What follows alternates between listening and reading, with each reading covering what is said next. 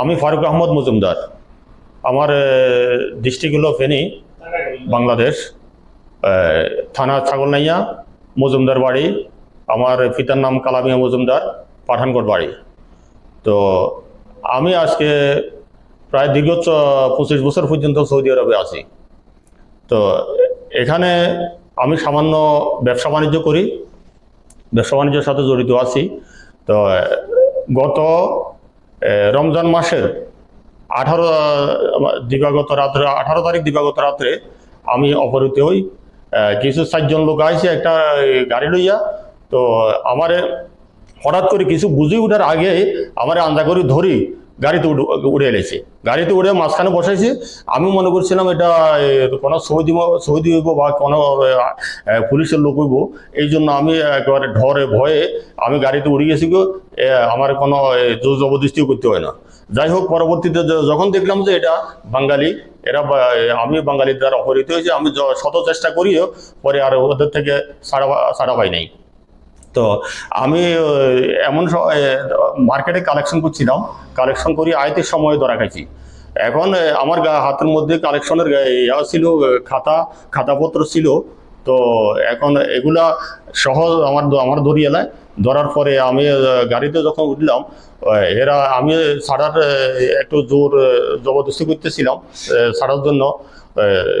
ওরা আমার হাতুড়ি দিয়ে আমার পায়ে হাঁটুতে আঘাত করে। আমি অনেক ব্যথা পাই। ব্যথা পাওয়ার পর আমি বলছি যে দেখ, তোরা আমার মারিস না, আমি আমার হার্টের রোগী, আমি খুবই অসুস্থ মানুষ। তোরা যদি আমার বুকে আঘাত করস আমি কিন্তু মারা যাবো।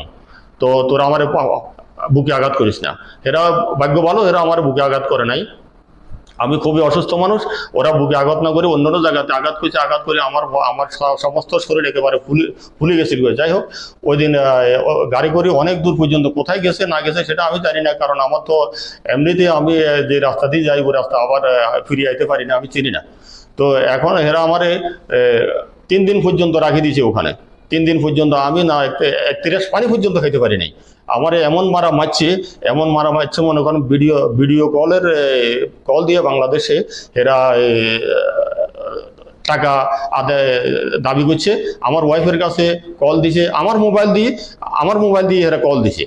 তো আমার মোবাইল দিয়ে কল দিছে আমার ওয়াইফের কাছে, আমার শালার কাছে, আমার ভাইয়ের কাছে, সবার কাছে ভিডিও কলে কইতেছে যে এর 10 লাখ টাকা এখন দিলে দিবি, এই 10 মিনিটের ভিতরে 10 লাখ টাকা দিবি।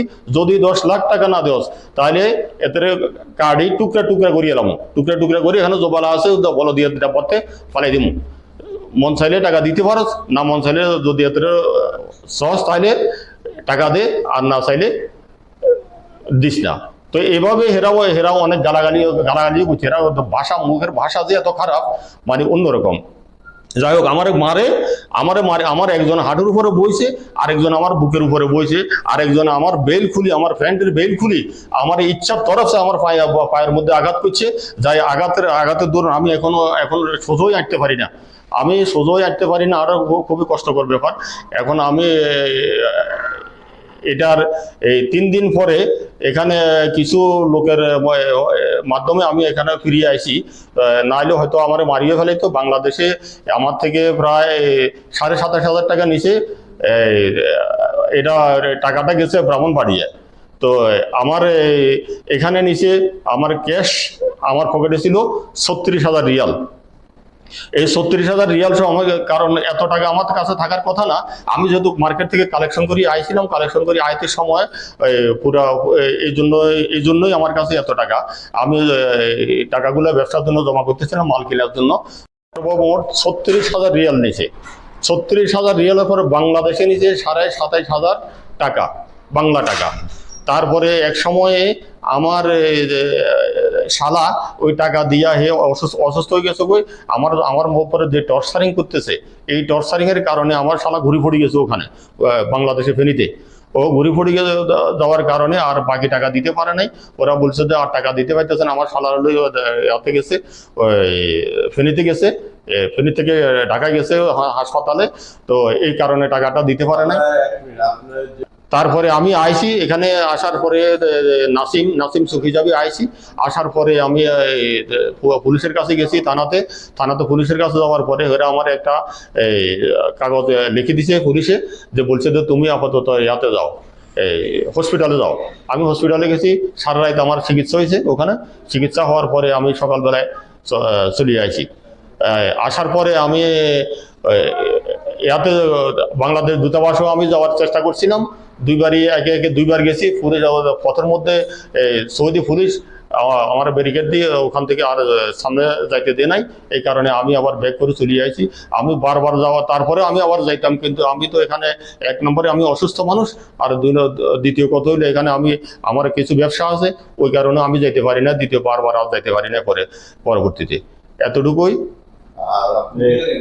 গেছি এখানে থানাতে যাওয়ার পরে ও ডিউটি অফিসারের আমি অফিসারকে পাই নাই। তারপরে ফিরিয়ে আইছি। তো বারবার যাওয়া আমার পক্ষে হয়তো সম্ভব হইতেছে না, এই কারণে আমি আর বারবার যাই নাই। এই অবস্থায় আমি সৌদিতে বাংলাদেশ দূতাবাসের মাধ্যমে বাংলাদেশ সরকারের কাছে আবেদন জানাই। আমি এর সুষ্ঠু তদন্ত সাপেক্ষে এর বিচার দাবি করতেছি এবং আমার সম্পূর্ণ ক্ষতিপূরণ দাবি করতেছি। সাংবাদিক সম্মেলনের মাধ্যমে আমি বাংলাদেশ সরকার এবং মাননীয় রাষ্ট্রবরের কাছে আমি এই অপহরণ যারা করে, আমরা আসলে শান্তি চাই, তাদের দৃষ্টান্তমূলক শাস্তি চাচ্ছি এবং সুষ্ঠু তদন্তের মাধ্যমে যাতে এই জিনিসগুলি অহরহ হচ্ছে। আজকে পুরা রিয়াদের ভিতরে অনেক জায়গায় এই কাহিনীগুলি হচ্ছে। আমরা খুবই অশান্তির ভিতরে আছি, আমরা আতঙ্কিতের ভিতরে আছি সকল ব্যবসায়ীরা। আমি বিনীত আবেদন করছি বাংলাদেশ সরকারের কাছে এবং মাননীয় রাষ্ট্র এম্বাসির মাধ্যমে, আপনাদের সাংবাদিক ভাইদের মাধ্যমে আমি তাদের কাছে দাবি জানাচ্ছি তাদের দৃষ্টান্তমূলক শাস্তি দেওয়ার জন্য এবং এদের ক্ষতিপূরণ দাবি করছি আপনাদের মাধ্যমে। নিউ ইয়র্ক থেকে সম্প্রচারিত TVN 24 টেলিভিশন, বিশ্বজুড়ে বাঙালির কণ্ঠস্বর।